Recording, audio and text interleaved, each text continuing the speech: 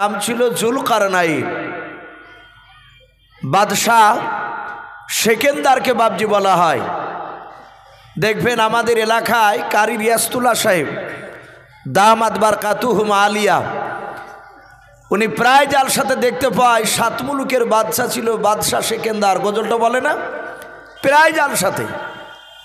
আর দেখেছি ওনারও অনেক মানুষ ভক্ত, বলে হুজুর ওই গজলটা একটু বলে। মানুষ মানুষের ওপর প্রতি যখন মহব্বত হয়ে যায় তখন সেই লোকটা পুরানো কথা বললেও বাবজি তাকে ভালো লাগে। আমাদেরও উস্তাদদেরকে দেখেছি, উস্তাদরা বাবজি সামনে পড়ে গেলে তারা একই কথা সেই ছাত্র জীবনে যা আমাদেরকে বলেছেন ওটাই যদি আবার ঘুরে বলে তো জান ঠান্ডা হয়ে যায়। মানে মহাব্বতের উপর বাবজি আপনার নির্ভর করে। তো ওই বাদশাহ সেকেন্দারকে বাবজি বেশিরভাগ ওলামারা বলেছেন জুলকারনাইন বলা হয়। কোরআন শরীফে জুলকারনাইন শব্দ এসেছে। ওনাকে কেন বলা হতো? ওনার মাথাতে বাবজি দুটো শিংয়ের মতো উঁচু জায়গা ছিল। অনেকে বলতো আব, কিন্তু দুটো শিংয়ের মতো উঁচু, কেউ বলেছেন চুলের খোপা ছিল। কিন্তু তিনি বড় বুজুর্গ আল্লাহওয়ালা। ওনার জীবনীতে এসেছে উনি গোটা পৃথিবী ঘুরেছিলেন। বলুন আলহামদুলিল্লাহ। একদম পূর্ব থেকে পশ্চিম, পশ্চিম থেকে পূর্ব, উত্তর থেকে দক্ষিণ, গোটা পৃথিবী তিনি ঘুরেছিলেন। এই ইমানদার বাদশাহ জুলকারনাইন শুধু ঘুরাই নয়, কেতাবে লিখেছে এরা এই জুলকারনাইন এই ঘুরতে ঘুরতে ঘুরতে ঘুরতে এমন একটা দেশে চলে গিয়েছিল যেখানে বাবজি কোরআন শরীফে নাম পাওয়া যায় ইয়াজুজ আর মাজুজ। বলে না যে ইয়াজুজ মাজুজ একটা সম্প্রদায়, তার একটা গুহার ভিতরে তাদের বাড়ি ছিল। একটা বাড়ি নয়, তারা ওই সুড়ঙ্গ রাস্তার ভিতর দিয়ে বিরাট তাদের শহর। তারা ওই গুহার ভিতর দিয়ে বাবজি বেরিয়ে এসে তারা মুসলমানের ওপর অত্যাচার চালাতো। এই জুলকারনাইন যখন ওই দেশে চলে গেলে, যেখানে জুলকারনাইন যে ভিতর দিয়ে বেরিয়ে আসতো, ওই দেশের মানুষেরা জুলকারনাইন ওনাকে ডাক দিয়ে বলেছিল, বাদশাহ নামদার, আপনি গোটা পৃথিবীর বড় বাদশাহ? বলে হ্যাঁ, আমি গোটা পৃথিবীর বাদশাহ জুলকারনাইন। তোমরা আমার প্রজা, আমি তোমাদেরকে লক্ষ্য করে দেখতে এসেছি এলাকায়। ডাক দিয়ে বলেছিল, হুজুর যেহেতু আপনি আমাদের দেশের বাদশাহ, ওই দেখেন একটা সুড়ঙ্গ রাস্তা দেখতে পাচ্ছেন? বলে হ্যাঁ। ওই রাস্তার ভিতর দিয়ে একটা বিরাট একটা শহরে যাওয়া যায়। এই রাস্তা ছাড়া অন্য কোনো বিকল্প রাস্তা নাই ওই শহরে যাওয়ার জন্য। বাদশাহ নামদার, ওই দেশের এক সম্প্রদায় রয়েছে, তাদেরকে ইয়াজুজ মাজুজ বলা হয়। তারা আল্লাহকে তারা মানে নাও। ওই ইয়াজুজ মাজুজ তারা মানুষের মতো তারা দেখতে, তারা আল্লাহকে মানে না, তারা শোনে না। ওই গুহার ভিতর থেকে তারা দিনের বেলা বেরোয় নাও। ওই দেশের মানুষেরা ইয়াজুজ মাজুজরা তারাও সন্ধ্যার সময় তারা বেরিয়ে আসে। ওগো হুজুর, বেরিয়ে আসার পর আমাদের ওপর অত্যাচার শুরু করে দেয়, আমাদেরকে অনেকে মেরে দেয়, অনেক নারীদেরকে শিশুদেরকে তুলে নিয়ে চলে যায়। ওগো বাদশাহ নামদার, ওই ইয়াজুজ মাজুজদের অত্যাচার আমরা আর সহ্য করতে পারি না।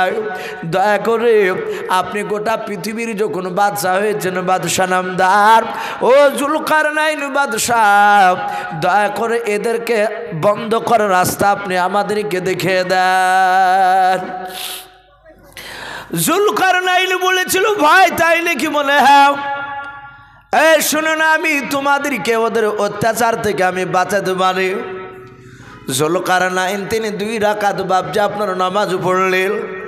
নামাজ পড়ার পর উনি বললেন, ভাই আমার সাথে একটু যদি তোমরা সহযোগিতা করো তাহলে আমি রাস্তাটা বন্ধ করে দেওয়ার ব্যবস্থা করে দেব। বলে হুজুর অসুবিধা নাই। বলে বন্ধ করে দিলে এরা কি আর বেরিয়ে আসবে না? জুলকারনাইন বাবা এমনভাবে সুড়ঙ্গ রাস্তাটা বাবা বন্ধ করে দিলাম, সীসা গলে গলে বাপজি সেই জায়গাটা বন্ধ করে দিলাম। বললেন ভাই আর তোমাদের মরণের ভয় নাই, এরা তোমাদেরকে মারতে পারবে না, অত্যাচার করতে পারবে না। আল্লাহ যেদিন তোমাদের মত লিখবে সেদিনই মত হবে। কিন্তু বন্ধু শুনে নাও, এরা কিয়ামতের বেশ কিছুদিন আগে শুনে নাও, এরা অনেক বছর চেষ্টা করে তারা এই প্রাচীরকে ভেঙে বেরোতে পারবে না। বলে তাই বলে। এখন এই প্রাচীরের ব্যাপারে, এই প্রাচীরটি আছে কোথায়? এই সুড়ঙ্গ রাস্তা জুলকারনাইন উনি যে দিয়েছেন এটা আছে কোথায়? এখানে বাপজি কয়েকটা রেওয়াত এসেছে। কেউ বলছে আফ্রিকার জঙ্গলে আছে, বেশিরভাগ উলামারা বলেছেন না। আমরা জানি চীনে একটা বিরাট প্রাচীর আছে, চারিদিক ওর দেশকে ঘেরা আছে। বলে ওই প্রাচীরের তলে ওই সুড়ঙ্গ রাস্তাটা আছে। কিন্তু কেতাবে লিখেছে আজুজ মাজুজরা তারা মরেনি, তারা ভিতরে আছে। আল্লাহ রাব্বুল আলামিন তাদেরকে রুজি তো দিয়েছেন বিসমিল্লাহির রহমানির রহিম। এই যে আমরা পড়ি সবাই, এই যে রহমানির রহিম, রহমান শব্দ আগে নিয়েছে, রহিমটা আগে নেয়নি। এই রহমান মানে দয়ালু। আল্লাহ রাব্বুল আলামিন বলছেন আমি ইমানদার করু যদি, বেঈমানদের করু যদি, ইয়াজুজ মাজুজ বেঈমান হলো তাদেরকে আমি রুজি দিই, তারা ভিতরে কিভাবে বেঁচে থাকেন তা আল্লাহই ভালো জানেন। মানুষ তো কেউ ওখানে দেখতে যেতে পারে না। ওই প্রাচীরটার ব্যাপারে এতটুকু রাসূলুল্লাহ বলেছে, ওরা সকাল থেকে নিয়ে সন্ধ্যা পর্যন্ত তারা ওই প্রাচীরটাকে কেটে বেরোনোর চেষ্টা করে।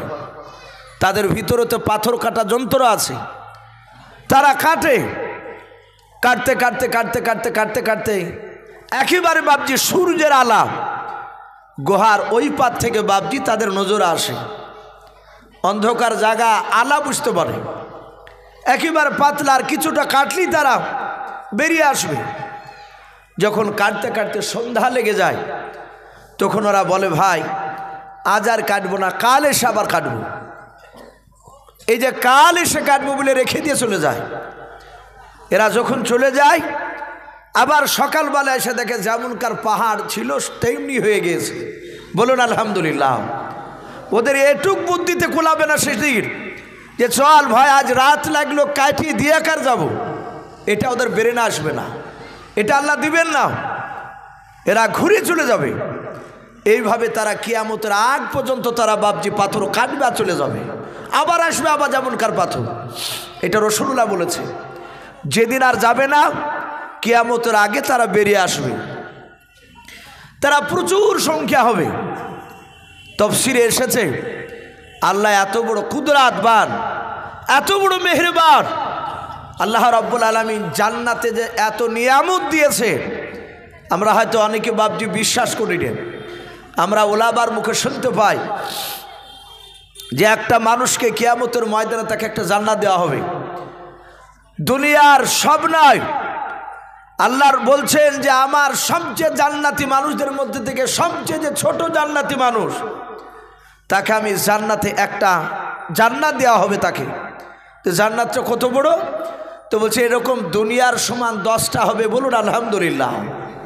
এত বড় জান্নাত একটা ছোট্ট ইমানদার জান্নাতি মানুষকে দেওয়া হবে।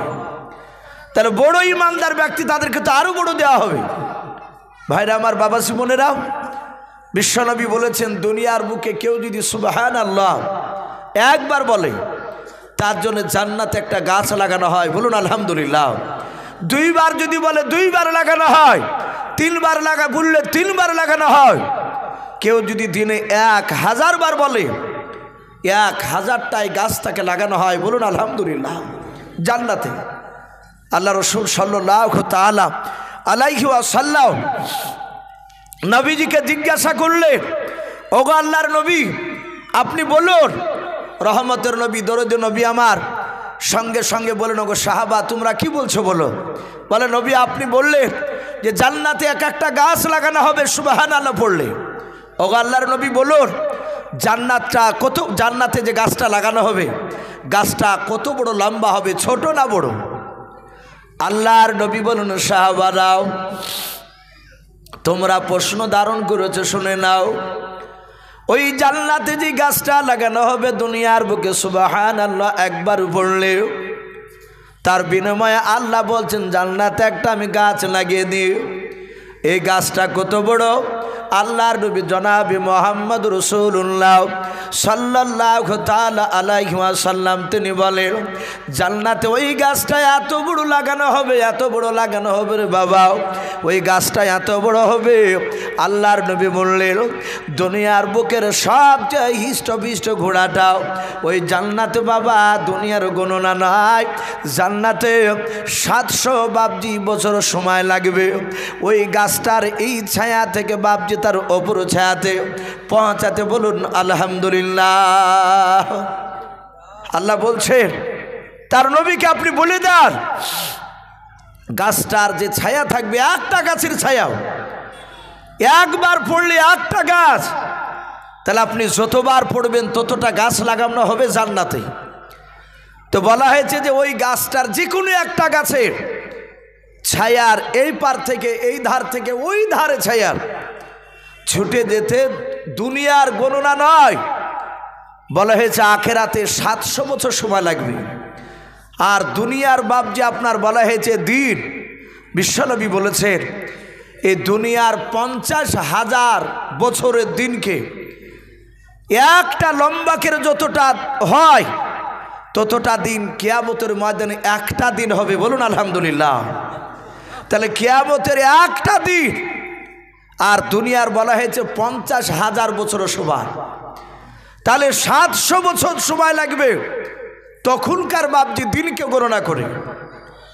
সম্মানিত ভাইরা আমার, বাবাজি বোনেরা, আল্লাহ রাব্বুল আলামিনের কুদরত আমরা অনেকে হয়তো সন্দেহ করে ফেলি, এই সব গাঁজাখুরি কথা বলছে, এ হতেই পারে না। এখানে অনেক জেনারেল শিক্ষিত ভাইয়েরা আছে, তারা পড়েছেন, তাদেরকে জিজ্ঞাসা করবে এই যে বাপজি তারা দেখতে পায় আকাশ, আমরা আলেমদের কথা গুরুত্ব না দিলেও বিজ্ঞানীদের কথা মানুষ এখন বিশ্বাস বেশি করছে। বিজ্ঞানীরা বলছে যে এক একটা তারা এই পৃথিবীর চেয়ে বাপজি 10 গুণ বড়। বলুন আলহামদুলিল্লাহ।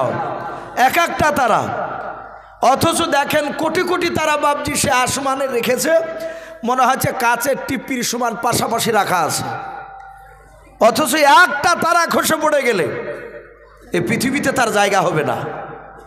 আবার রসুল বলেছে যে আল্লাহ রাব্বুল আলামিন এমনই কুদরত রেখেছে, বিজ্ঞানে বলছে ওই তারার মধ্যে থেকে এমন একটা তারা আছে, ওই তারাটার হিমাগ্নি না কি বলে একটা নাম করছে, ওই তারাটা বলছে এই রকম যত তারা আছে এই রকম তারা কয়েক হাজারকে গপ করেও গিলে একাই খেয়ে নিতে পারবে।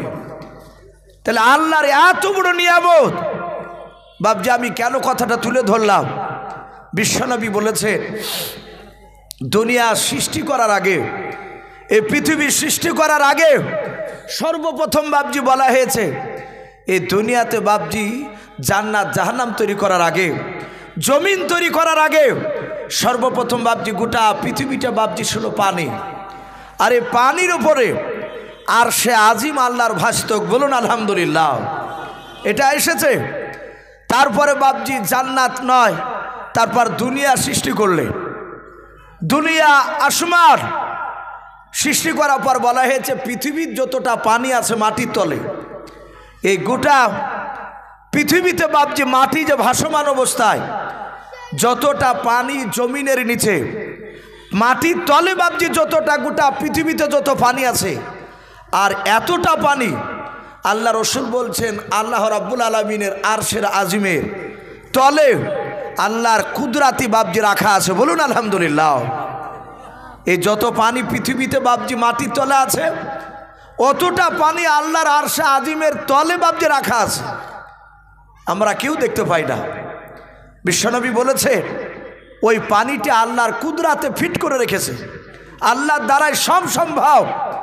ওই পানিটা বলা হয়েছে আপনার গোটা পৃথিবীতে ইয়াজুজ মাজুজ যখন ছড়ে যাবে, ইয়াজুজ আর মাজুজ এরা যখন অত্যাচার করবে, সেই সময় বাপজি আল্লাহ রাব্বুল আলামিন আসমান থেকে পানি বর্ষণ করবে, আপনারা আশা করি শুনেছেন অনেকগুলো আমার মুখে, যে আসমান থেকে কিয়ামতের আগে পানি বর্ষণ হবে। ওই পানিটা হচ্ছে পৃথিবীতে যতটা পানি আছে ওই পানিটা আরশে আজিমের তলে বাবজি রাখা হয়েছে। ওই পানিটা ইমানদার মানুষের বাবজি মাথাতে পড়বে আর সাথে হাতে তারা ইন্তেকাল করবে। যারা ইমানদার, বেঈমানরা বাবজি তারা বাতাসে মারা যাবে। তো ভাই আমি বলছিলাম যে ইয়াজুজ মাজুজ এই জুলকারনাইন তাদের বাবজি রাস্তাটা বন্ধ করে রেখেছে। এ হচ্ছে একটা ইমানদার বাদশাহ। দ্বিতীয় আর একটা ইমানদার বাদশাহ, তার নাম কেতাবে লিখেছে হযরতে সুলাইমান আলাইহিস সালাম। ইতিহাসে এসেছে প্রতিটা বাদশাহ বাবজি কষ্ট পায়, অল্প বিস্তর কষ্ট পায়, কিন্তু এই নবী সুলাইমান ইনি জীবনে কষ্ট কি জিনিস সে বুঝে নাই। বলুন আলহামদুলিল্লাহ। যেহেতু সুলাইমান জন্ম নেওয়ার পরই দেখলেন ওনার আব্বার নাম ছিল দাউদ নবী আলাইহিস সালাম। উনিও পৃথিবীর বিরাট বাদশাহ, কিন্তু দাউদ গোটা পৃথিবীর একাই বাদশাহ ছিলেন না, কিন্তু বাদশাহ ছিলেন। সুলাইমান ছোট থেকে বাবজি অভাব সে পায়নি। কেতাবে লিখেছে সুলাইমান আলাইহিস সালামের ব্যাপারে আল্লাহ রাব্বুল আলামিন কোরআনে বলছে, ওয়ালাকাদ আতাইনা দাউদ ওয়া সুলাইমানা ইলমা।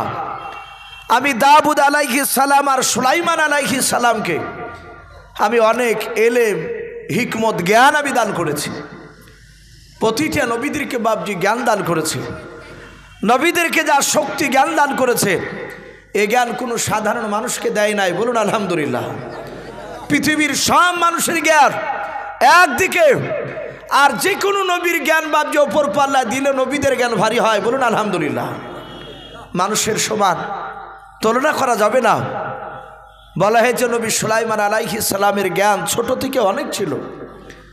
আমরা সকলেই জানি হযরতে দাউদ নবী আলাইহিস সালাম বাদশাহী থাকা অবস্থায় তখন নবী সুলাইমান আলাইহিস সালামের মাত্র বয়স ছিল 4 থেকে 4.5 বছর। কিতাবে লিখেছে নবী সুলাইমান আলাইহিস সালামের জামানায় মানুষ বয়স পেত 300-400 বছর পর্যন্ত। বলুন আলহামদুলিল্লাহ। তাহলে 400-300 বছরের মোকাবিলায় 4 থেকে 4.5 বছরের বাচ্চা একেবারে ছোট। নবী সুলাইমান আলাইহিস সালাম উনি বাচ্চা থাকা অবস্থায় ওনার আব্বা বিচার করতেন, উনি দেখতেন। সে বাপের বিচার করা বিচারকে নবী সুলাইমান দুটো বিচারকে ভুল প্রমাণ করে দিয়েছিলেন। দাউদ নবী অবাক হয়ে গিয়েছিলেন।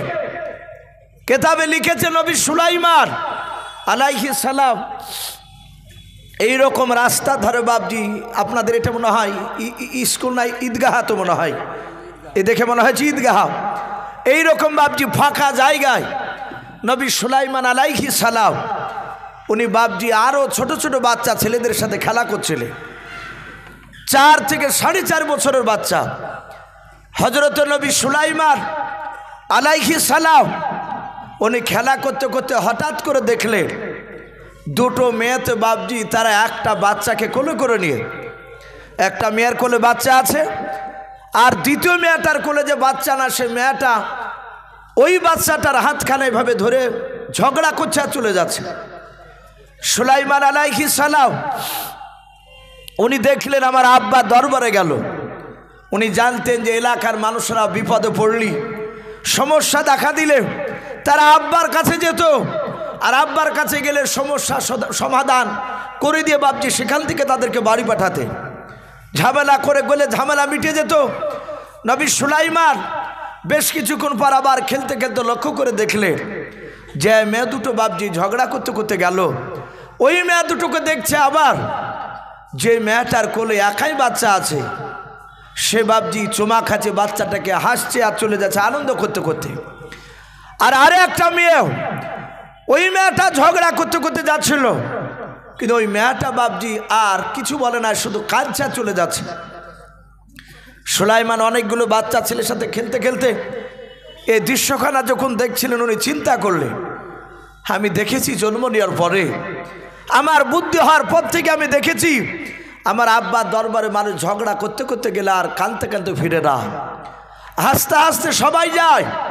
কিন্তু এই মেয়ে দুটো ঝগড়া করতে করতে গেল, আবার কি ব্যাপার, একজনা হাসছে আর একজনা কাঁদছে, ব্যাপারটা কি? আমাদের সন্তানরা হলে গুরুত্বই দিবে না, কারণ উনি তো নবী হবে। আল্লাহ বলছেন আমি নবীদের জ্ঞান অনেক দান করেছি। নবী সুলাইমান সঙ্গে সঙ্গে তার বন্ধুদেরকে বলল, ভাই একটু দাঁড়াও। বলে কেন, খেলবি না? বলে খেলবে, একটু দাঁড়াও। আমার আব্বা দরবার থেকে ওই মেয়েটা কাঁদতে কাঁদতে কেন বাড়ির দিকে চলে যাচ্ছে, আমি একটু জিজ্ঞাসা করি। মেয়া দুটোকে সুলাইমান ডাক দিয়ে বলে, এই মা, তোমরা একটু দাঁড়াও। সুলাইমান আলাইহিস সালাম দুই মেয়াকে দাঁড়াতে বলল, তারা দুজনায় দাঁড়িয়ে গেল। যেই মেয়েটা কাঁদছিল তার সামনে দাঁড়িয়ে বলছে, ওগো মা, আব্বা দরবারে কাঁদতে কাঁদতে গেলে আর কাঁদতে কাঁদতে ফিরে আসে না, তোমরা দুজনায় ঝগড়া করতে করতে গেলে, আর ওই মেয়েটা হাসছে আর তুমি কাঁদছো, ব্যাপারটাকে একটু খুলে বলো। মেয়েটা জানে না ইনি দাউদ নবী ছিলেন সুলাইমান। বলে বাবা তোর নাম কি? বলে আমার নাম সুলাইমান। বলে তোকে বলে আমার লাভ কি হবে? বলে মা, যদি আমি একটু লাভ করে দিতে পারি। বলে দাউদ নবীকে চিনিস? বলে আমি চিনি, উনি আমার আব্বা জান হয়। বলে তোর আব্বা? বলে হ্যাঁ। সঙ্গে সঙ্গে বলল, তোর আব্বা ন্যায্য আমার বিচার করে দিতে পারেনি। শোন সুলাইমান, কিয়ামতের ময়দানে যেদিন কোটি কোটি মানুষের সমাগম হবে, সেই দিনকে আমি তোর আব্বার কলার খানাকে ধরে টানতে টানতে নিয়ে গিয়ে আমি আল্লাহ দরবারে তোর আব্বার বিরুদ্ধে বিচার দিয়ে দিব। জোরে বলুন সুবহানাল্লাহ। মেয়েটা কিয়ামতের কথা বললে। আমরা অনেক দুর্বল মানুষ, পৃথিবীর বুকে বাপজি দেশে দেখা যায় ন্যায্য বিচার পাই না। এখনো বর্তমান বাপজি অনেক জায়গায় দেখা যায় টাকা পয়সাওয়ালাদের বিচার হালকা হয়, গরিবদের বিচার ভারী হয়। কিন্তু গরিবরা যখন পারে না, যখন এরা কেউ গরিবের কথা শোনে না, তখন গরিব কাঁদতে কাঁদতে বাড়িতে বলে যে আল্লাহ, এই বিচারটা মানুষের হাতে নয়, তোমার হাতে দিয়ে দিলাম। কিয়ামতের ময়দানে দেখে নেব।